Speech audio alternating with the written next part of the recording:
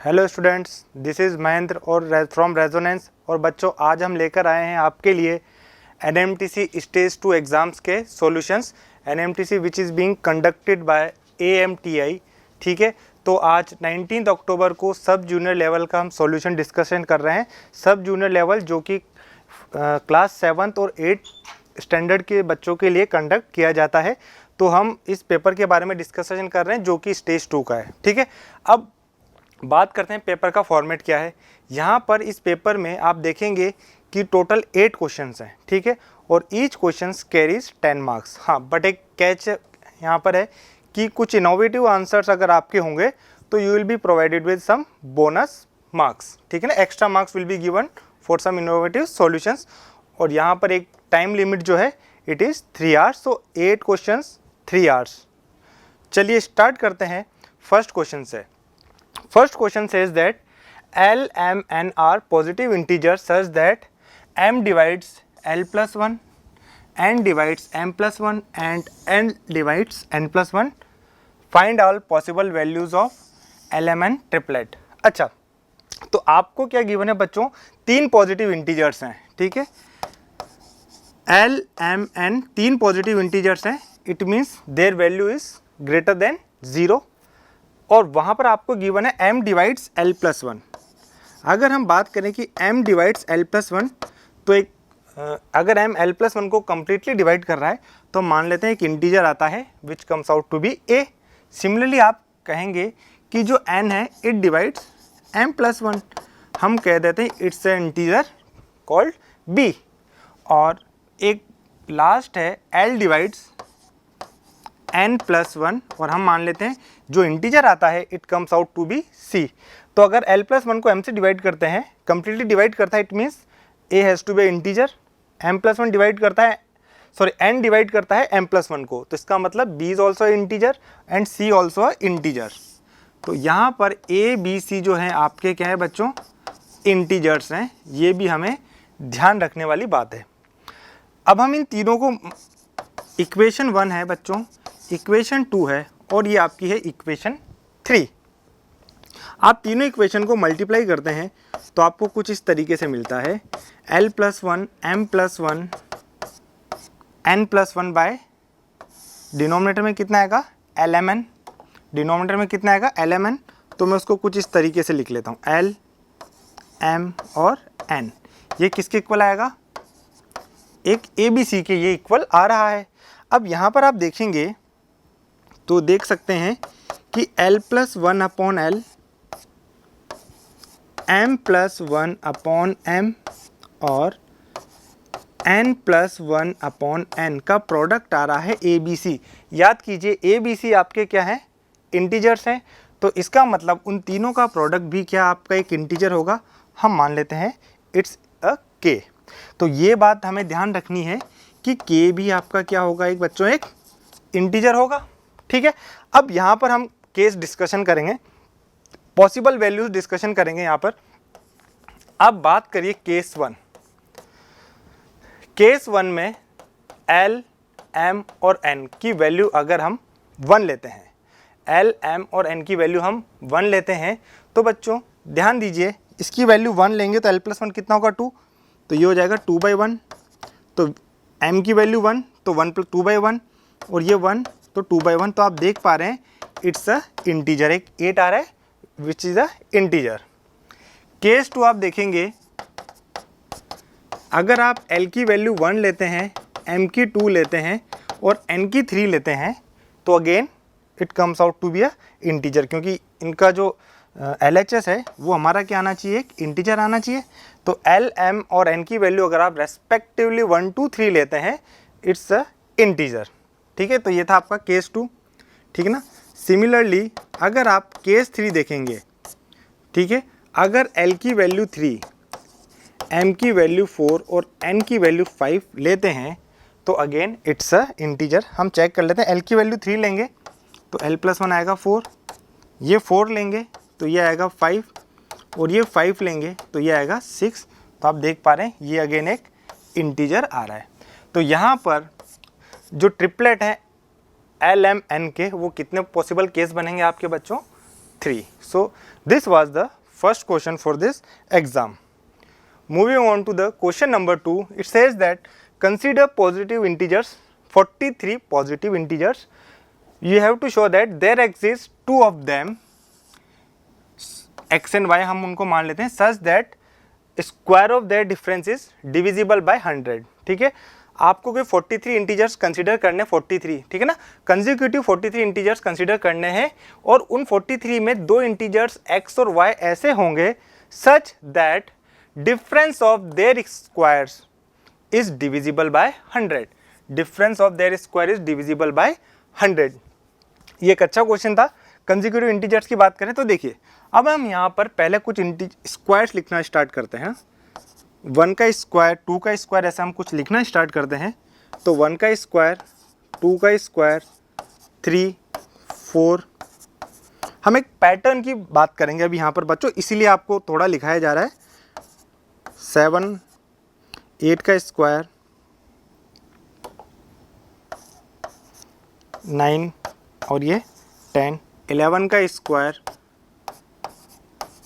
12, 13, 14, 15, 2 to 5, 16 का 256, 289, 324, 19 का 361, 100 का 400. ठीक है, उसके बाद 21 का 441, 484. ठीक है, उसके बाद आप देखेंगे 529,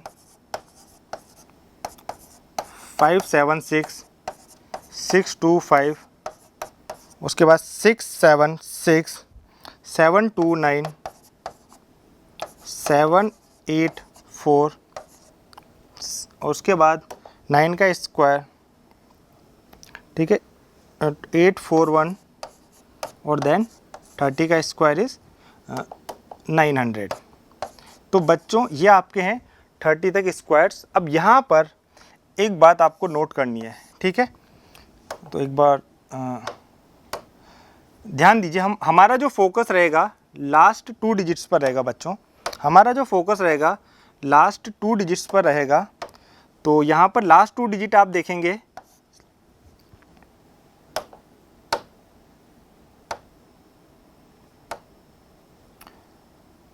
25, 36, 49, 64, 81, 100, 21, 44, 69, 96.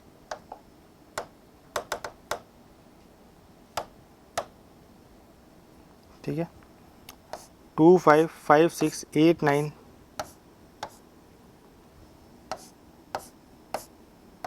तो ये आपकी लास्ट 2 डिजिट्स हैं बच्चों. हमें बात करनी है कुछ 43 कंसेक्यूटिव इंटीजर्स की. अब देखिए, अब यहाँ पर देखिए 24 तक का स्क्वायर है. ये किसका स्क्वायर है बच्चों? 24 का स्क्वायर है ये. अब देखो यहाँ पर लास्ट 2 डिजिट्स देखेंगे आप, एक तो यहाँ पर रिपीट हो रही है.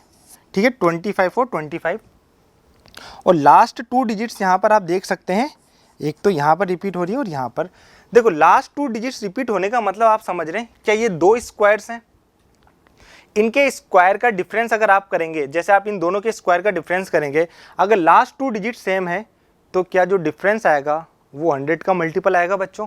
और हमें यही तो बताना है कि वो क्या है, 100 से डिविजिबल है.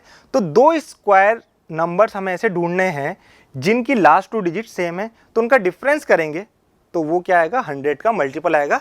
तो आप देख सकते हैं 24 के बाद, आप देख सकते हैं 24 के बाद यहाँ पे 24 तक सिर्फ और सिर्फ एक तो ये रिपीटेशन हुआ है यहाँ पर और एक रिपीटेशन यहाँ पर हुआ है. इसके बाद यहाँ तक जो है 22 ऐसे डिफरेंट लास्ट 2 डिजिट्स हैं. ठीक है, इसके बाद जैसे आप 25 तक जाते हैं तो लास्ट डिजिट क्या आती है, 25. तो आपको कहीं ना कहीं मिलेगी यहाँ पर. ठीक है, ये देखो 76 भी आपको कहीं ना कहीं मिलेगी. लास्ट 2 डिजिट्स 29 यहाँ पर है, यहाँ पर 84 है, 84 है. तो इसका मतलब लास्ट 2 डिजिट्स का रिपीटेशन होना क्या हो गया है, स्टार्ट. तो अगर आप कोई भी 43 कंसेक्यूटिव इंटीजर्स लेंगे उनमें एटलीस्ट 1 पेयर तो आपको मिलेगा ही मिलेगा जिनकी लास्ट 2 डिजिट्स क्या होंगी, सेम होंगी. और लास्ट 2 डिजिट सेम है 2 स्क्वायर नंबर्स की, तो उनका डिफरेंस जो होगा बच्चों, it will come out to be a multiple of 100, so that's why it will be divisible by 100। ठीक है बच्चों, तो अब अगले क्वेश्चन पे मूव करते हैं। आपको गिवन है बच्चों 3 ABC जो है 3 नॉन नेगेटिव इंटीजर्स हैं। नॉन नेगेटिव मतलब जो A, B और C है नेगेटिव नहीं है, मतलब they can be greater than equal to 0, और उनका जो सम है A plus B plus C का जो सम है वो लेस देन इक्वल टू क्या है बच्चों, हाफ है। मतलब is not greater than half से ज़्यादा नहीं है, मतलब या तो हाफ होगा या हाफ से कम होगा। ठीक है, और ध्यान रखना बच्चों तीनों की जो वैल्यूज़ हैं या तो 0 होगी या 0 से ज़्यादा होगी, नेगेटिव एक्सेप्टेबल नहीं है। आपको बताना है 1 minus A 1 minus B 1 minus C का product is greater than equal to half. तो देखिए आप जब 1 minus A 1 minus B 1 minus C को हम सॉल्व करें तो हमने थोड़ा सा यहाँ पर मल्टीप्लाई करके ये हम यहाँ पर ऑब्टेन हुआ, और यहाँ पर आप देखते हैं तो इस तरीके से कुछ आपका आता है। 1 माइनस कॉमन लेंगे, a plus b plus c plus a b plus b C plus c minus a b c. अब आप देखिए 1 minus a plus b plus c है, प्लस का ए बी प्लस का बी सी है, और यहाँ से इस टर्म में से अगर आप ए सी कॉमन लेंगे तो यहाँ से आपको क्या मिलेगा बच्चों, अगर आप ए सी कॉमन लेंगे तो आपको मिलेगा 1 माइनस बी। कॉमन क्या मिलेगा, 1 माइनस बी, जो हमने यहाँ पर लिखा हुआ है। ठीक है, अब ध्यान दो इसकी value greater than equal to 1/2 हमें प्रूव करना है। अब ध्यान दो यहाँ पे बच्चों एक बार, चलिए अब ध्यान देते हैं यहाँ पर ये 1 में से हमें सब्ट्रैक्ट करना है। पहली बात तो हम इस टर्म की तरफ फोकस करते हैं। b जो है एक नेगेटिव नंबर तो नहीं है, b एक या तो 0 हो सकता है या फिर पॉजिटिव हो सकता है। अगर तीनों ही नंबर 0 हो जाते बच्चों, अगर a, b और c तीनों ही नंबर लेट अस सपोज 0 हैं, तो अगर a, b, c तीनों 0 आ जाएंगे तो इसकी जो वैल्यू किसके इक्वल आ जाएगी बच्चों, 1 के इक्वल। और हमें ये पता है कि सम जो है क्या है, इज नॉट ग्रेटर देन 1/2। ठीक है, अब ध्यान दीजिए उसके बाद हम बात करते हैं, सपोज यहाँ पर आप देखेंगे अगर a, b और c तीनों की सम 1/2 से ज़्यादा नहीं है, तो अगर आप a प्लस बी प्लस सी की जो मैक्सिमम वैल्यू है वो कितनी होगी बच्चों, 1/2। a प्लस बी प्लस सी की मैक्सिमम वैल्यू कितनी है, 1/2। a और b या तो 0 होंगे या पॉजिटिव होंगे, तो इसकी जो वैल्यू है ग्रेटर देन इक्वल टू 0 होगा। ये टर्म भी ग्रेटर देन इक्वल टू 0 होगी, और ये टर्म भी आप देख पा रहे हैं ग्रेटर देन इक्वल टू 0 ही होगी। तो इस पर्टिकुलर टर्म की मैक्सिमम वैल्यू 1/2 है। अगर 1 में से 1/2 चला जाएगा तो कितना बचेगा, हाफ। और हाफ में अगर आप इन टर्म्स को ऐड करोगे तो मिनिमम वैल्यू तो वैसे भी हाफ आएगी, अगर तीनों 0 हो जाएंगे तो भी, और उसके अलावा कुछ एक्स्ट्रा हुआ तो हाफ से ज़्यादा ही वैल्यू होगी। तो हम कह सकते हैं इस पूरी टर्म की जो वैल्यू है it is greater than equal to 1/2। ठीक है, तो ये था आपका 4th क्वेश्चन। अब मैं हरिओम सर को बुलाना चाहूँगा यहाँ पर अगले क्वेश्चंस डिस्कशन के लिए। हरिओम सर आ जाइए।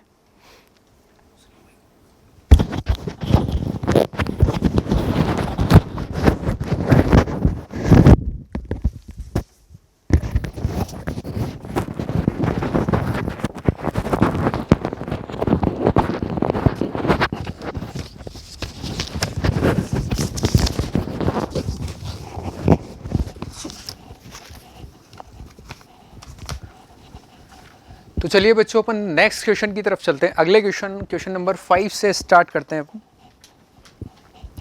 क्वेश्चन नंबर 5 है जो आपका, वो कुछ इस तरीके से है बच्चों कि the vertical angle of angle A दिया हुआ है ऑफ एन आइसोसेलेस ट्राइंगल। बात हो रही है यहाँ पर एक आइसोसेलेस ट्राइंगल की। एक आइसोसेलेस ट्राइंगल है जिसके अंदर बोला गया है कि साहब इसका जो वर्टिकल एंगल है ए जो आपका एंगल ए रहेगा, वो एंगल ए के बारे में क्या बोला गया है कि is 1/3 of each of this base angle. Base angle means suppose करो बच्चों अपन ये एक आइसोसेलेस ट्राइंगल है तो इसकी ये 2 साइड है आपस में इक्वल होगी, और इक्वल है तो इसका जो बेस एंगल होंगे बच्चों वो ये जो एंगल, सपोज करो इस एंगल को बेस एंगल अपन अज्यूम करते हैं, एंगल एक्स जो बेस एंगल है, उस एंगल को यदि अपन एंगल एक्स अज्यूम कर लें तो यहाँ पर ये वाला जो मिलने वाला जो ये नेक्स्ट एंगल होगा ये भी अपना कितना हो जाएगा, एक्स होगा, और ये दोनों आपस में इक्वल भी होंगे। क्यों? क्योंकि साहब ये क्या है, एक आइसोसेलेस ट्राइंगल है। तो इस वाली बात को अपन यूज़ में लें, और अपन इस स्टेटमेंट के अकॉर्डिंग बोला गया है कि साहब बेस एंगल का 1/3 है कौन, वर्टिकल एंगल। इस बात के लिए यहाँ पर बोला गया है। अगला क्या बोला है बच्चों, 2 point M and N are taken on A B के आप ऊपर आपने इस ए बी साइड के ऊपर 2 पॉइंट लिए हैं M और N, इस तरीके से लिए हैं कि इनको जब इनसे मिलाया जाता है तो BM लाइन BM जो है, यहाँ पे जो लाइन BM है वो क्या होगी, इक्वल होती है किसके, BC के। तो यहाँ पर साथ ही साथ अपन से बोला भी गया है कि साहब BM जो है वो इक्वल है किसके, BC के, साथ ही साथ BC इक्वल किसके, CN के। तो ये एक एक्सप्रेशन है जो आपको क्वेश्चन में ऑलरेडी दिया हुआ है और बोला गया है आपसे कि if BN and CM cut at P, BM और एंड CN जो है वो किस पॉइंट पर एक दूसरे को कट कर रहे हैं, पॉइंट P पर एक दूसरे को कट कर रहे हैं। तो शो दैट एंगल MPN जो होगा, MPN जो एंगल होगा बच्चों, वो एंगल जो है, ये वाला जो एंगल होगा वो एंगल होगा आपका एंगल B के बराबर। एंगल B मीन्स इसका जो ये बेस एंगल है बच्चों, इस बेस एंगल को एंगल B बोला गया है। ये जो एंगल B है इसको क्या बोला गया है, बेस एंगल है। बेस एंगल मीन्स इसको अपन ने यहाँ कितना अज्यूम किया है, x अज्यूम किया। एंगल B को अपन ने क्या अज्यूम किया, x अज्यूम किया। तो इस बात को लेकर अपन को आगे बढ़ना है बच्चों। तो देखो, एक ट्राइंगल की एक एंगल सम प्रॉपर्टी होती है, आप सब जानते हो। तो एंगल सम प्रॉपर्टी को काम में लेते हुए अपन आगे की तरफ बढ़ेंगे। यहाँ हमें पता है कि साहब एंगल A जो है वो क्या है आपका, x/3 होगा according to the question. Angle C जो है अपना वो क्या होगा, x/3, ये अकॉर्डिंग टू स्टेटमेंट दिया हुआ है अपन को। तो एंगल A जो है वो आपका क्या हो गया, x/3। Angle B and C जो है वो आपस में इक्वल है, x के इक्वल है। तो यहाँ से जब अपन इसको सिंप्लीफाई करेंगे बच्चों तो x plus x/3 plus x कितना हो जाएगा आपका, is equal to 180 degree. 180 degree होने के बाद में जब अपन आगे बढ़ते हैं, जब अपन इसको सिंप्लीफाई करते हैं तो यहाँ से अपन लिख सकते हैं बच्चों 2x plus x/3 is equal to आया आपका 180 डिग्री। तो इसको अपन सिंप्लीफाई करेंगे तो कितना आ जाएगा आपका 7x अपॉन में 3 इज इक्वल टू में 180 डिग्री। तो अपन यहाँ लिख सकते हैं कि 180 इंटू 3 अपॉन में 7 कितना आ गया अपना 360 अपॉन में 7। तो एंगल x की वैल्यू क्या आ गई आपके पास में 360 अपॉन 7। जैसे अपने पास में x की वैल्यू आई बच्चों 360 अपॉन में 7। अब बात करते हैं अपन इस ट्राइंगल के ऊपर वापस से। ट्राइंगल के अंदर अपन देखेंगे कि साहब अपन को बोला गया था कि ये वाली जो साइड है इस साइड के इक्वल है। यहाँ ध्यान से आप देख सकते हो कि यहाँ पर जो ये इस ट्राइंगल को अपन देखें, ट्राइंगल BMC के अंदर, ट्राइंगल BMC के अंदर अपन ने देखा है कि यदि ये दो साइड आपस में इक्वल है तो क्या ये साइड जो है वो किसके इक्वल है, यहाँ पर बोला गया BM जो है किसके इक्वल है बच्चों, BC के इक्वल। ध्यान देना, BM जो है किसके इक्वल है, BC के इक्वल। यदि BM और BC यदि आपस में इक्वल हैं बच्चों तो ये दोनों साइड आपस में इक्वल है। और यदि ये दोनों साइड आपस में इक्वल हैं तो इनके जो एंगल होंगे वो दोनों भी क्या होंगे, इक्वल होंगे। किससे, आइसोसेलेस ट्राइंगल की एक प्रॉपर्टी होती है जिससे अपन जानते हैं कि साहब angle opposite to equal side are equal in isosceles triangle. तो ये दोनों एंगल A हो गए आपके। साथ ही साथ आपको ये भी बोला गया है बच्चों कि इसी के साथ में आपको एक और एक्सप्रेशन दिया हुआ है कि BC is equal to CN। देखो BC इज इक्वल टू क्या बोला गया है, CN। CN मीन्स ये साइड। तो यहाँ से अपन इस ट्राइंगल के अंदर देखें तो BC इज इक्वल टू आपको क्या भी दिया हुआ है, CN दिया हुआ है। और यहाँ पे भी एक आइसोसेलेस ट्राइंगल क्रिएट हो रहा है आपका। और अपन बोल सकते हैं कि साहब ये एंगल जो है, ये एंगल और ये एंगल भी क्या होंगे, आपस में इक्वल होंगे। तो यहाँ से अपन देख सकते हैं जब अपन बात कर रहे हैं इन ट्राइंगल BMC के अंदर तो दो एंगल जो है वो कितने हो गए, 2 हो गए। और जो एंगल x है बच्चों आपका, जस्ट इससे प्रीवियस अपन ने सॉल्व किया है कि इस एंगल x की जो वैल्यू आई थी वो कितने निकल के आई थी आपकी, अच्छा ये x बाय मिस्टेक वो हो गया आपका 440 अपॉन में 7। कुछ इस तरीके से आपकी एंगल x की वैल्यू आई। जो एंगल x की वैल्यू आई बच्चों, इस एंगल x की वैल्यू को अपन कहाँ यूज़ में लेंगे, यहाँ पर अपन देखेंगे कि BMC ट्राइंगल के अंदर दो एंगल तो आपके A दिए हुए हैं और एक एंगल आपका x है। और x की वैल्यू है बच्चों आपकी 440 अपॉन में 7 इज इक्वल टू 180। तो यहाँ से एंगल A की जो वैल्यू है वो A की वैल्यू क्या निकल के आती है, 360 अपॉन 7। तो यहाँ से एंगल A की वैल्यू आपकी कितनी आ गई, 360 अपॉन 7। अब बात करें अपन एंगल बी की, तो एक बात पे गौर कर सकते हो बच्चों अपन कि यहाँ पर एंगल जो ए है वही आपका क्या होगा, एंगल बी भी होगा। क्यों होगा साहब ऐसा? तो यहाँ देखिए आप कि अपन बात करें इस, अच्छा यहाँ पर हमें इससे चेंज कर लेंगे, यहाँ पर इस P पॉइंट को ही O पॉइंट बोला गया है। यहाँ पे जो बाय मिसप्रिंट जो हुआ है हमारा वो है कि P को ही पॉइंट O बोला गया है, ध्यान देना आप यहाँ पे।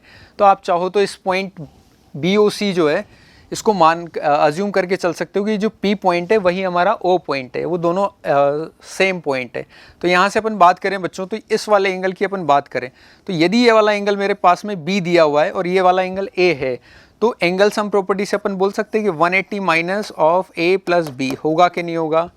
और ये एंगल यदि 180 माइनस A प्लस बी आता है तो इसके वर्टिकल अपोजिट एंगल क्या हो जाएगा, एंगल BOC। एंगल BOC आपका 180 माइनस A प्लस बी था, तो इसमें इधर वाला जो एंगल होगा वो एंगल भी क्या कहलाएगा आपका, 180 माइनस A प्लस बी। अब बात करते हैं अपन इस सॉल्यूशन की तरफ। सॉल्यूशन की अपन बात करें बच्चों, तो एंगल की बात करें अपन, तो यहाँ पे एंगल A और B वो आपस में इक्वल होंगे। क्यों इक्वल होंगे साहब? क्योंकि अपन बात करें कि इसके अंदर यदि मैं इस ट्राइंगल की बात करता हूँ बच्चों, ध्यान देना यहाँ पर, इन ट्राइंगल BCN की मैं बात करूँ, ट्राइंगल BCN की बात करूँ मैं, तो देखो दो एंगल आपस में इक्वल हैं, इसलिए 2B इज इक्वल टू, अच्छा हमें पता है कि साहब ये एंगल x था तो इधर वाला एंगल भी x है, ये इससे प्रीवियस फिगर में अपन ने देखा है, तो x इज इक्वल टू कितना आया था आपका, 180 डिग्री। तो यहाँ से जब आप इसको सिंप्लीफाई करते हो बच्चों, तो x की वैल्यू थी अब x की वैल्यू आएगी आपकी 540 अपॉन में 7 इज इक्वल टू में 180 डिग्री। तो यहाँ से b की वैल्यू आई आपके पास में 360 अपॉन में 7, तो ये वैल्यू आ गई आपकी a और b की।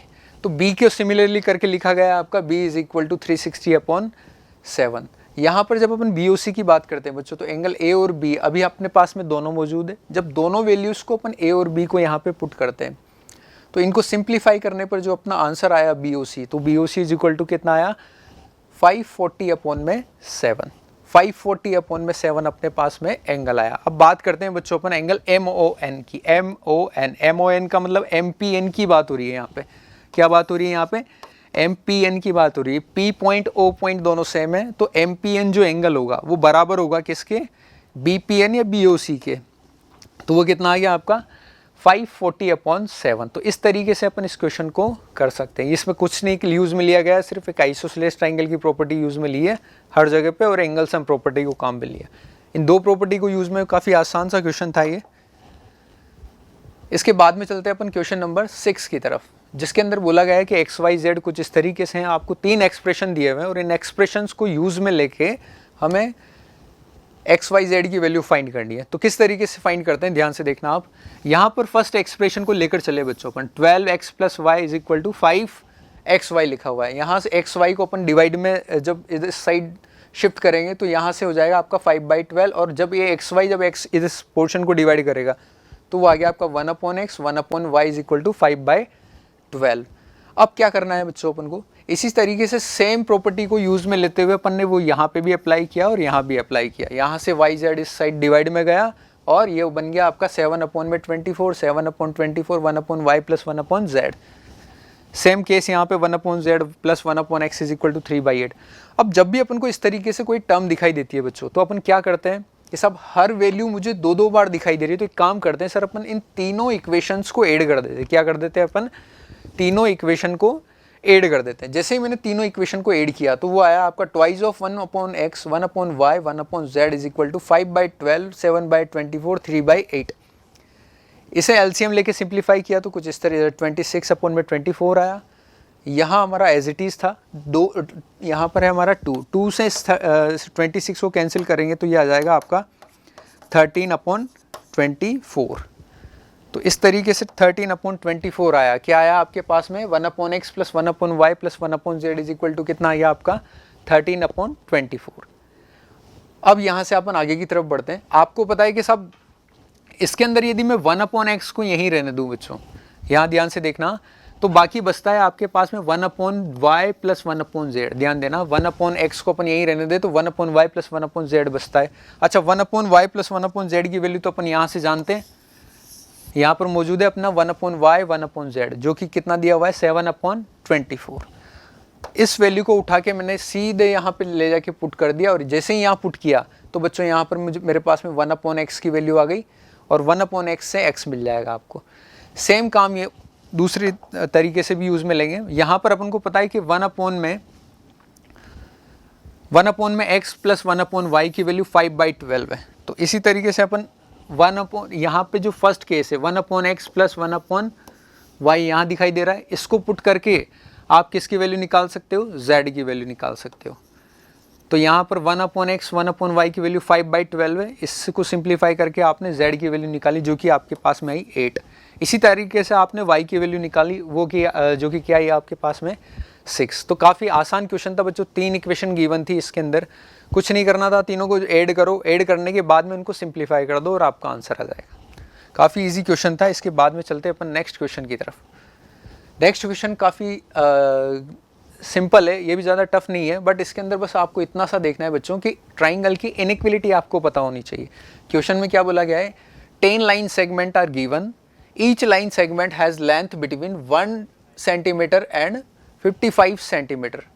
Prove that you can select 3 line segment such that they form a triangle. कहने का मतलब यूँ है आप कि आपको 10 लाइन्स दी हुई है और 10 लाइन सेगमेंट दिए हुए हैं और 10 लाइन सेगमेंट की जो लेंथ है वो आपको 1 सेंटीमीटर से 55 सेंटीमीटर के बीच में रखनी है, न 1 रखनी है न 55 रखनी है, इनके बीच में रखनी है। अच्छा, ट्राइंगल की इनइक्वलिटी को बच्चों अपन यूज में लें तो ट्राइंगल की इनइक्वलिटी बोलती है कि दो साइड का सम यदि तीसरी साइड से ग्रेटर है तो ट्राइंगल बन सकता है, अदरवाइज ट्राइंगल फॉर्म नहीं किया जा सकता है। ट्राइंगल क्या बोलता है कि साहब दो साइड का सम, सपोज करो L1 प्लस L2 लेता हूँ, इन दो साइड का सम ग्रेटर है थर्ड साइड से तो ही ट्राइंगल को बनाया जा सकता है, अदरवाइज ट्राइंगल नहीं बनाया जा सकता। तो एक काम करते हैं ना यार, 1 से 55 तक तो काफ़ी सारी लेंथ है जो जिनसे ट्राइंगल बना सकते हैं अपन, बट अपन उन कंडीशंस को लेंगे जिनसे ट्राइंगल नहीं बना सकते, क्योंकि हमें नहीं बनाने की कंडीशन पता है तो हमें बता सकते हैं कि साहब बनाने की कंडीशन इतनी बन सकती है।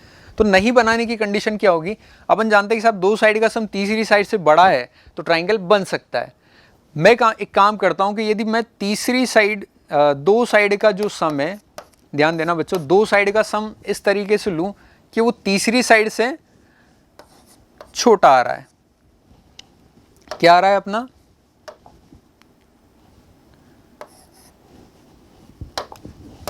दो साइड का सम जो है वो तीसरी साइड से छोटा आ जाए।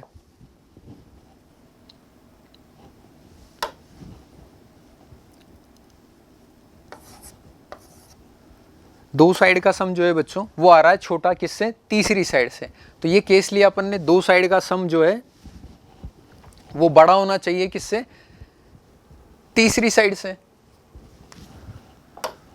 एक मिनट, यहां सिंप्लीफाई करते हैं अपन। हमें पता है कि साहब दो साइड का सम जो है वो तीसरी साइड से बड़ा होना चाहिए, तभी अपन ट्राइंगल को फॉर्म कर सकते हैं, किसी भी ट्राइंगल को। अब इसका उल्टा सिचुएशन ले लिया मैंने कि साहब दो साइड का सम तीसरी साइड से बड़ा होना चाहिए, इसका उल्टा क्या होगा कि दो साइड का सम जो है छोटा आ रहा है किससे, तीसरी साइड से। अब दो साइड का सम तीसरी साइड से छोटा आ रहा है, इसका मतलब सपोज करो बच्चों दो साइड, जैसे कि आपने लिया 1 1 1 और 1 कितना 2, तो नेक्स्ट साइड तैयार हो गई आपकी 2। सपोज करो 2 और 1 को लेकर अपन नेक्स्ट साइड तैयार कर दी 3। तो इन सब में इस तरीके से प्रीवियस साइड को ऐड करके तीसरी साइड बना ली, फिर इन दोनों को ऐड किया तो ये वाली साइड बना ली। तो इस तरीके से अपन ने कुछ साइड को प्रिपेयर किया। ये वो केस बनाए जिसके अंदर दो साइड का सम तीसरी साइड के बराबर आ रहा है। या यूँ बोल सकते हैं कि अब यदि ये छोटा हो जाए तो मैं बोलूँगा कि यहाँ पर ट्राइंगल नहीं बनाया जा सकता, और तो यहाँ पे ट्राइंगल नहीं बनाया जा सकता। जब नहीं के केस पता है तो होने वाले केस अपन को पता चल जाएंगे कि इतनी तरीके से ट्राइंगल को बनाया जा सकता है। तो यहाँ बात करते हैं बच्चों अपन दो साइड का सम जो है, दो साइड का जो सम आया है, अब वो सम करने के बाद में वो तीसरी साइड से क्या होना चाहिए, सॉरी ट्राइंगल की इनइक्वलिटी में अपन बात करते हैं कि दो साइड का सम जो है वो बड़ा आना चाहिए थर्ड साइड से। इस बात को अपन ने डिस्कस किया अभी तक। अब मैं बात करता हूँ कि बच्चों दो साइड का सम जो है उससे बड़ी है तीसरी साइड, दो साइड का जो सम है उससे बड़ी है अपनी तीसरी साइड। तो इस बात पे गौर करना, दो साइड के सम से भी बड़ी है तीसरी साइड, तो ट्राइंगल फॉर्म किया जा सकता है क्या? नहीं फॉर्म किया जा सकता है। अब देखना यहाँ से, आपकी फर्स्ट मान लो मैं दो साइड के सम से बड़ी है तीसरी साइड, और तीसरी साइड को मान लो मैं 2 अज्यूम कर लूँ बच्चों, इस तीसरी साइड को अपन क्या अज्यूम कर लें? 2 अज्यूम कर लें। तो इसका मतलब जरूर सर बाकी जो दो साइड रहेगी वो 1 1 रही होगी, तभी तो उनका सम कितना आया? 2 आया। तो तीसरी साइड यदि 2 आ गई आपकी, तो ऐसा तो पॉसिबल हो ही नहीं सकता, क्योंकि अब हमें साइड कहाँ से कहाँ तक डिसाइड करनी है? 1 से लेके 55, और 1 साइड अपन ले नहीं सकते, तो 2 से बड़ी ही साइड लेनी है अपन को। तो 2 से बड़ी साइड लेंगे, सपोज करो वो साइड आपने ली 3, तीसरी साइड जो है बच्चों 3 लिया आपने, तो इसका मतलब यूँ है कि ये वो केस है जिसमें दो साइड का सम 3 या 3 से भी छोटा आ रहा है, दो साइड का सम छोटा आ रहा है, तो उस केस में अपन ट्राइंगल बना सकते हैं क्या? नहीं बना सकते। तो यदि 3 इससे छोटा आएगा तो फिर ट्राइंगल को नहीं बनाया जा सकता। तो ऐसे आप टोटल लेके कितने केस ले सकते हो? 55 केस ऐसे ले सकते हो। लेकिन अपन ध्यान देना, 55 नंबर का जो केस होगा उसके अंदर आप क्या करोगे? दो साइड का सम, क्या कर रहे हैं अपन? दो साइड का सम, तीसरी साइड यदि आप 55 ले रहे हो और दो साइड का सम 55 से भी लेस आ रहा है, तो क्या होगा? ट्राइंगल को फॉर्म नहीं किया जा सकता। तो ऐसे इस वाले केस और इसको छोड़ के अपन बाकी सारे केसेस में क्या है कि ये जो बीच वाले जो केसेस थे इसको तो अपन कंसिडर ही नहीं कर सकते, क्योंकि 1 to 55 के बीच में अपन को लाइंस की लेंथ लेनी है, तो 1 1 लेंथ लेना कंसिडर नहीं कर सकते। तो इस तरीके से अपन फर्स्ट वाले केस को रिजेक्ट करेंगे, और इसके बीच वाले जो केस है वो सारे ही केस वो वाले हैं जिसके अंदर दो साइड का सम जो है वो छोटा आ रहा है तीसरी साइड से, तो उस केस में अपन ट्राइंगल को नहीं बना सकते। जैसे 3 लिया आपने, तीसरी साइड को 3 ले लिया, अब दो साइड का जो सम है वो टोटली 3 हो रहा है, और तीसरी जो साइड है वो बड़ी हो रही है बच्चों, आपने 3 या 3 से बड़ी आ रही है, लेकिन दो साइड को जोड़ने पर भी वो 3 आ पा रही है, तो बाकी जो यदि तीसरी साइड बड़ी है तो क्या ट्राइंगल बन सकता है? क्या ट्राइंगल की इनइक्वालिटी के अकॉर्डिंग नहीं बन सकता। तो ट्राइंगल की इनइक्वालिटी को ध्यान में रखते हुए इस क्वेश्चन को डिसाइड किया गया और बोला गया कि साहब दो साइड का सम तीसरी साइड से बड़ा होगा तभी ट्राइंगल बनेगा, और दो साइड का सम यदि तीसरी साइड से भी छोटा आ रहा है तो ट्राइंगल नहीं बनेगा। तो इस तरीके से ये कुछ केसेस थे जिसमें जो मैंने आपके सामने रखे, और इन केसेस के अंदर ट्राइंगल को फॉर्म नहीं किया जा सकता जब दो साइड का सम, जैसे सपोज करो 3 आ गया था और तीसरी साइड जो है वो बड़ी आ रही है फिर भी, तो उस केस में अपन ट्राइंगल को नहीं बना सकते। तो नहीं बनाने वाले केस मैंने आपको बताए, और बनने वाले केसेस जो है वो उसको छोड़कर बाकी सारे केसेस में ट्राइंगल को क्रिएट किया जा सकता है। चलिए नेक्स्ट ट्राइंगल की तरफ, नेक्स्ट क्वेश्चन की तरफ चलते हैं अपन। ट्राइंगल ABC और triangle DAC are 2 isosceles triangle with BAC is equal to 20 degree और ADC is equal to 100 degree. Prove that AB is equal to BC plus CD. काफ़ी अच्छा क्वेश्चन है बच्चों, और काफ़ी लेंथी सा क्वेश्चन भी था ये, क्योंकि इसके अंदर मुझे प्रूफ करने के लिए 2 कंस्ट्रक्शन करने पड़े। तो चलिए इन 2 कंस्ट्रक्शन को किस तरीके से करते हैं अपन, इस चीज़ को देखते हैं। फर्स्ट क्वेश्चन में बोला गया है आपसे कि एक ट्राइंगल है, ट्राइंगल के अंदर 100 डिग्री दिया हुआ है आपको, ADC ट्राइंगल दिया हुआ है 100 और BAC जो है वो आपको 20 डिग्री दिया हुआ है। अब बच्चों क्या करेंगे अपन, मैं एक छोटा सा कंस्ट्रक्शन करूंगा इस क्वेश्चन के अंदर। क्या करेंगे अपन, जिस तरीके से ये ट्राइंगल बना हुआ है इस ट्राइंगल के कॉन्वेंट में यहाँ पर एक ट्राइंगल को ड्रॉ करूँगा। इसके कॉन्वेंट क्या है, एक ट्राइंगल ड्रॉ करेंगे। यहाँ क्या लिखा हुआ है, step 1 construct a point E, एक ऐसा E पॉइंट को कंस्ट्रक्ट करेंगे बच्चों अपन such that EAB is convent to DAC। एक EAB जो है एक इसके कॉन्वेंट ट्राइंगल को अपन कंस्ट्रक्ट करेंगे। इसके कॉन्वेंट ट्राइंगल को जब कंस्ट्रक्ट करेंगे तो ये साइड जो है बच्चों इसके बराबर होगी और ये साइड इसके बराबर होगी। अब क्या बेनिफिट हुआ इससे, हमें क्या बेनिफिट हुआ साहब, 2 ट्राइंगल को आपने एक ट्राइंगल यहाँ था और एक इधर कंस्ट्रक्ट कर दिया। अब बाय कंस्ट्रक्शन अब आगे की तरफ इससे क्या बेनिफिट होगा, देखो ये 100 है तो बच्चों ये वाला एंगल भी कितना हो जाएगा आपका 100, और यदि ये 100 है तो बाकी बचे हुए एंगल कितने आ गए आपके, ये 100 है तो बाकी होंगे 40 और 40। मैं अभी सारी चीज़ें प्रॉपर वे में समझाऊंगा आपको, अभी रफली आइडिया ले लेते हैं अपन किस तरीके से क्वेश्चन को सोल्व करेंगे। तो यहाँ पर ये आया आपका 40 और ये एंगल आया आपका 40। तो इसी तरीके से बच्चों देखो ये वाला एंगल भी 40 होगा और ये एंगल भी 40 होगा। अब मुझे साथ ही साथ मुझे ये कंस्ट्रक्शन भी करना चाहिए इसके अंदर कि ED जो लेंथ है, इस ED लेंथ को अपन क्या करेंगे, यहाँ उस डायग्राम से आप यहाँ पर आ जाइए। यहाँ पर बच्चों अपन ने क्या किया कि जिस तरीके से आप लोगों को ये ट्राइंगल दिया हुआ था, इसके सेम इसके कॉन्ग्रुएंट और इससे सेम इसकी अपन ने क्या किया, एक पॉइंट इस तरीके से लिया कि इस ट्राइंगल के कॉन्ग्रुएंट इस यहाँ से इस पॉइंट से एक कॉन्ग्रुएंट ट्राइंगल ड्रॉ किया। तो आपकी ये साइड जो है इस साइड के बराबर है, ये साइड लेंथ इस साइड लेंथ के बराबर है। और साथ ही साथ अपन ने क्या किया, ई को डी से भी कनेक्ट किया।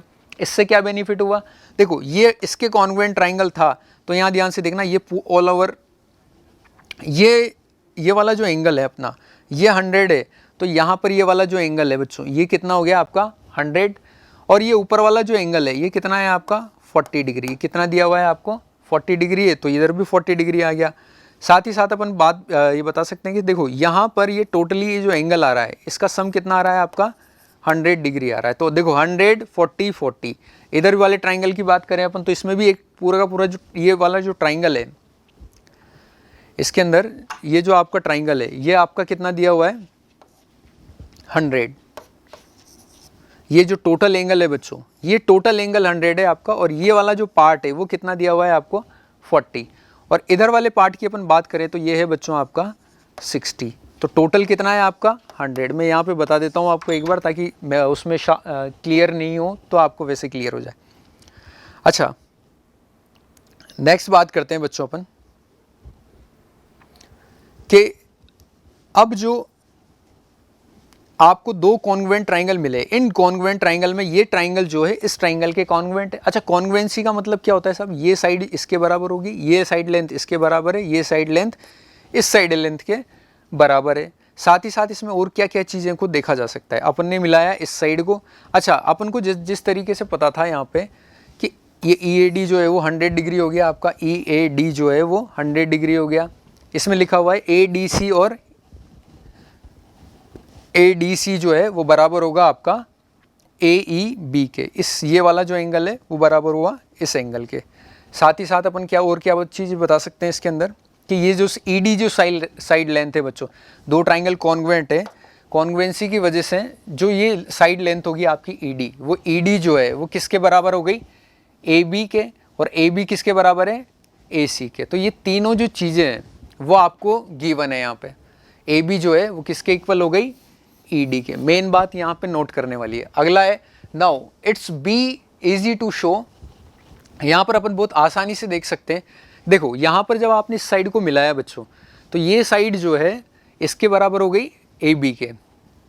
दूसरी बात देखने वाली है इसके अंदर कि जैसे कि आपने जब इसको ये 40 डिग्री था आपका और ये 80 डिग्री था, ये स्टार्टिंग में अपन ने मेंशन किया था कि साहब ये 20 डिग्री है तो ये 80 होगा और ये 80 होगा, ये 80 है ये 40 है। तो ये जो लेंथ हुई बच्चों ये वाला जो एंगल हुआ ये कितना हो गया आपका 60 डिग्री। और यदि ये 60 डिग्री है, अब हमें साथ ही साथ ये भी पता है कि साहब इसके लिए ट्राइंगल आपका इससे पहले जो था वो कुछ इस तरीके का डायग्राम था, ये मेंशन नहीं था। ये मेंशन करने के लिए अपन ने थोड़ा सा कंस्ट्रक्शन किया था, और उस कंस्ट्रक्शन को शायद अपन ने extend BC to F so that CF जो है वो CD के बराबर लिया। कहने का मतलब क्या है बच्चों कि इस BC को मैंने थोड़ा आगे की तरफ एक्सटेंड किया, आगे की तरफ एक्सटेंड किया, और कुछ इस तरीके से एक्सटेंड किया कि यहाँ पर जो ये CD लेंथ है इस CD लेंथ के बराबर कितना है CF लेंथ आई है आपकी। ध्यान देना यहाँ पर इसको आपने आगे एक्सटेंड किया जिसमें CD के बराबर में CF लेंथ आई। अच्छा ये दोनों लेंथ यदि इक्वल है और मैं ये जानता हूँ कि साहब ये 80 है ये 40 है, तो ये अपने आप ही कितना हो गया 60। और यदि ये साइड लेंथ 60 आई है बच्चों तो बाकी के ये दोनों साइड इक्वल होने की वजह से ये भी 60 होगी, और ये वाली साइड लेंथ ये वाला जो एंगल होगा वो भी 60 होगा। अच्छा किसी भी ट्राइंगल के अंदर तीन एंगल यदि 60 डिग्री हो जाते हैं तो उससे कहते हैं अपन इक्विलेटरल ट्राइंगल। क्या बोलते हैं इक्विलेटरल ट्राइंगल। और यहाँ पर हमारा जो ये DCF जो है वो एक इक्विलेटरल ट्राइंगल बन जाएगा, और तीनों साइडें जो है वो आपस में इक्वल होगी।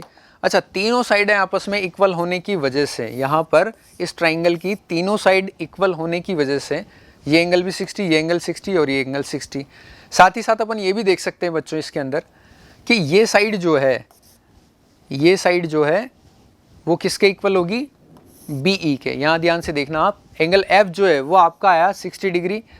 और अपन बात करें EBF की, EBF का मतलब हुआ आपका कि जो आपका पॉइंट है E, B और F, EBF की अपन बात करें तो ये टोटल एंगल कितना हो जाता है आपका 120 डिग्री। और ये 120 डिग्री है, तो साथ ही साथ आप यहाँ पे भी नोट कर सकते हो इस बात को कि ये जो एंगल होगा बच्चों यहाँ पर ये था आपका टोटल 100, तो 100 में से ये 40 था इतना सा पार्ट, तो ये बाकी बचा कितना 60, और ये वाला पार्ट 60, ये 60, तो कितना हो गया ये टोटल यहाँ से यहाँ तक 120। तो ये कहने का मतलब ये एक पैरेललोग्राम क्रिएट हो रहा है कि नहीं हो रहा आपका। जिस तरीके से आप लोगों का ये पैरेललोग्राम क्रिएट हो रहा है, इसमें क्या पैरेललोग्राम में क्या होती है, एक तो अपोजिट साइड आपस में पैरेलल है और इक्वल भी होगी। तो अपन यहाँ पर बोल सकते हैं बच्चों कि आपका जिस तरीके से एंगल एफ जो है वो 60 आया था, तो अपन बोल सकते हैं कि यहाँ पर ए बी जो साइड है ना, ए बी साइड को ई डी के इक्वल तो अपन पहले ही प्रूफ कर चुके थे। साथ ही साथ अब यदि एक पैरेललोग्राम क्रिएट हो रहा है बच्चों आपका, अब यदि एक पैरेललोग्राम क्रिएट हो रहा है तो इस ई डी को जो है मैंने इक्वल प्रूफ कर दिया किसके, बी एफ के। ई डी लेंथ को जो है किसके इक्वल प्रूफ कर दिया, बी एफ के। तो कहने का मतलब अब ये लाइन यदि इसके इक्वल है तो मैं इसको लिख सकता हूँ कि बी एफ जो है वो बी सी प्लस सी आर के इक्वल है, बी एफ जो है वो बी सी प्लस सी आर के इक्वल है। अच्छा, बी एफ को जस्ट अभी अपन बोला है कि साहब ए बी के भी इक्वल है, तो बी एफ को अपन ने क्या लिख दिया यहाँ से, ए बी के इक्वल है। साथ ही साथ बी सी और सी आर जो है बच्चों यहाँ ध्यान से देखना, किसी पैरेललोग्राम के अंदर सी आर लेंथ जो है वो कौन सी है आपकी, बी सी प्लस, सॉरी यहाँ सी आर नहीं होगा, सी एफ होगा। ये यहाँ पर ये जो सी आर नहीं बाय मिसप्रिंट आ गया, ये सी आर नहीं होगी, क्या है आपका सी एफ है, तो बी सी प्लस सी एफ। अच्छा, इस बी सी को तो आपने क्या लिखा, एज इट इज़ रहने दिया, और सी एफ जो लेंथ है बच्चों, उस सी एफ लेंथ को आपने किसके इक्वल कर दिया, सी डी लेंथ के। किसके इक्वल कर दिया, सी डी लेंथ, क्योंकि आपको पता है कि इक्विलेटरल ट्राइंगल फॉर्म हो रहा है, और यहाँ पर जो सी एफ लेंथ है वो किसके इक्वल आ गई, सी डी लेंथ के। तो यहाँ पर यहाँ से अपन ने इसको ये प्रूफ करके बताया कि साहब बी एफ जो है ए बी के बराबर है, B C as it is है, और सी एफ जो है, सी एफ किसके बराबर है, सी डी के। तो यहाँ से हमारा क्वेश्चन होता है हैंस प्रूव्ड। तो ये कुछ आसान से क्वेश्चन थे जो कि एनएमसी स्टेज 2 के अंदर आए थे। तो इसी के साथ में हमारा स्टेज ये आज की क्लास ओवर होती है। Thank you.